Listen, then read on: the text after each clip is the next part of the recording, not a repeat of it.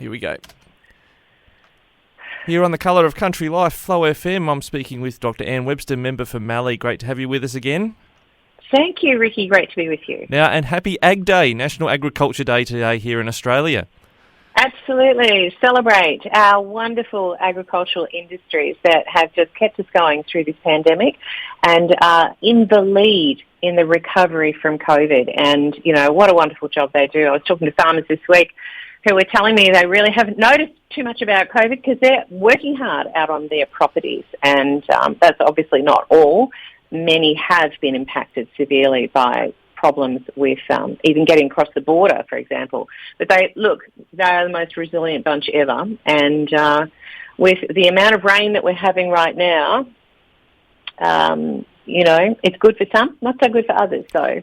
Yep, certainly a case of heads down, backsides up for farmers most of the time. Absolutely, right. For the whole family. Now, Dr. Webster, the Victorian government has noted the unemployment figures in regional Victoria. They're crowing about that. They've had a go at the Liberal and Nationals record in regional Victoria, saying that the state government has turned the Liberal and Nationals record of job losses on its head and created work for thousands of people. How do you respond to that, being a National MP yourself? Well, you know what? That is a very interesting approach because it seems to me they're crowing about something that is causing tremendous pain for so many businesses. We cannot get workforce. And rather than crowing about it, supporting infrastructure and training in regional centres, you know, things like the passenger train, for example, which has long been an issue in Mildura, ensuring that we can have access for people to get here and work is really, really important. And we just don't see them investing in regional centres. So we don't have the workers. And it doesn't matter whether it's healthcare workforce or whether it's teachers or any other form of workforce. The Labor government in Victoria has not assisted this. So why they are crowing about it, I don't know. Well, just when you mentioned infrastructure there, the independent member for Mildura in the state parliament, she's got this idea she's throwing around about getting more of that federal and state funding that's allocated to councils for infrastructure and helping, say, the Bullock and Yarriambiack Shire Council get more funding coming their way. What's your thoughts on that? The federal government puts a lot of money in this direction. Absolutely, and in fact, next week, all fingers crossed, each shire will be receiving a newsletter from me, every resident householder, that shows that in Yarriambiack Shire, for example, the federal government has put in $21 million in the time that I have been here in office, so 2 years. $21 million.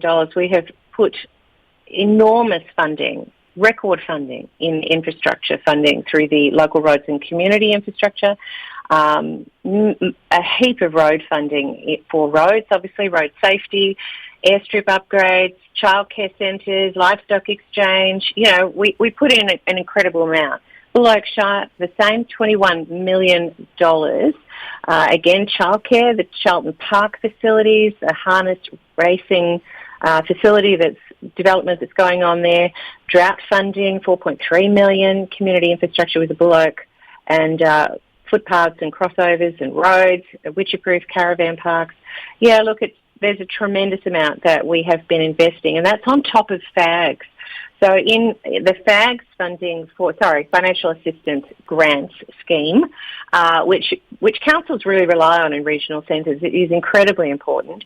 And the funding for Bullock from 2019 to 2021 has been over $13 million as well. So, yeah, I think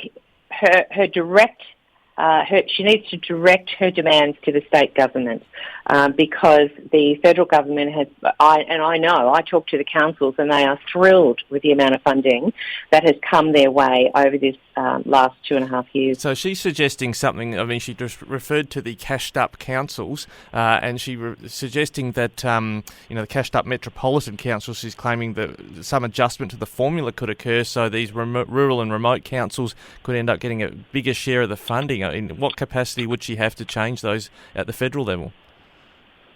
Well, they are issues that are raised frequently. Councils have. Well, when I first stepped into this role, councils certainly were crying poor for good reason.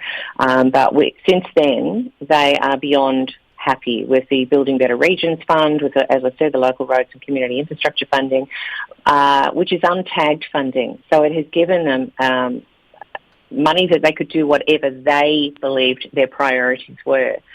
And, look, my talking with councils is they are really happy with what has happened. Of course, I am fighting for them going into an election year. Yay. There's much that can be added to the pool of funding that has been provided throughout COVID and throughout my term in office. And just on the funding front, just occurs to me, I saw something from you, I think yesterday, the Holy Trinity College gets some funding under a recent grant? Yes, they have. They have received $450,000 for capital works at the Holy Trinity Horsham, and also in Maryborough, a little bit beyond your patch, I think, but in Maryborough, another $1.6 million for St Augustine School there. They were thrilled beyond belief. The last time they had funding for infrastructure was 18 years ago. And then, of course, in Mildura, the Mildura Christian College has received $1.16 million, so I announced that yesterday as well. Great. Well, look, before we go, I do want to touch base with you about this bill. You're introducing a bill about social media and holding, say, Facebook, for instance, to account for what occurs on their platforms? Yes, indeed. In fact, I'm about to have a meeting with Facebook, so there you go. I put through a private members bill in the last sitting fortnight, and really to hold social media platforms to account as service providers, just like we do for News Corp, etc., when defamatory material is published on their sites. Your listeners may recall that I've had my own personal experience with that and gone through court. Well, not everybody can do that.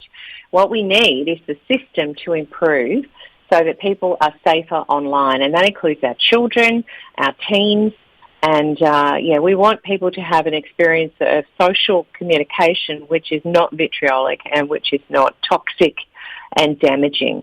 And my bill really points to giving greater powers to the eSafety Commissioner to hold social platforms to account and cause them to respond rapidly. And if they fail to do so, it will cost them a lot of money.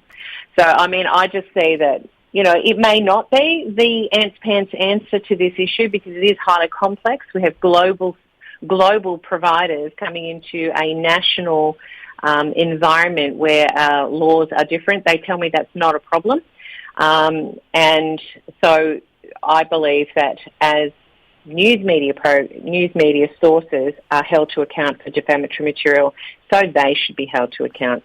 Well, I think the federal government's got a reasonable sort of track record on bringing Facebook to heel, if you like, for what they do in Australia when it comes to the amount of tax they pay and from memory on the paying media outlets for stories shared on their platform. So it does seem eminently achievable to get something done on the front of, I guess, fake news and things that they spread on social media that can have a damaging impact on individuals and communities. Yes. Absolutely. And you're right, Australia has had world-first legislation to hold these platforms to account for their news media flogs, which they have done for free for years and really caused serious issues for local news media. And in fact, I'm now the chair of the Standing Committee for Communications and the Arts at a federal level. And we are heading to an inquiry into how digital platforms have impacted local news media outlets. So I'm looking forward to getting that underway. All right. Well, we could talk for ages on that one, Dr. Webster, but we have to move on. So thank you so much for your time today. Much appreciated. You are very welcome. Thanks, Ricky. Thanks.